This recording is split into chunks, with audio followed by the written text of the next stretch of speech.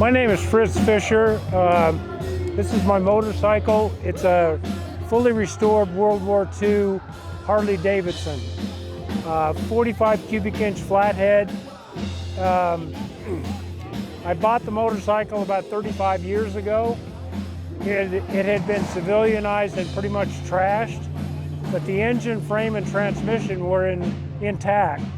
So about 2013, I started a restoration on it, and this is the result, sort of a museum quality restoration. The motorcycle fires on the first kick.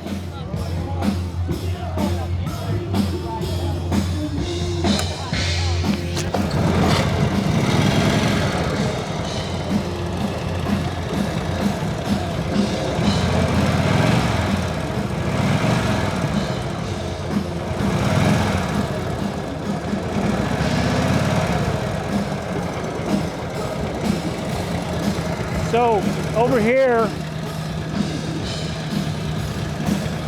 this is the shift. This is the gear shift right here.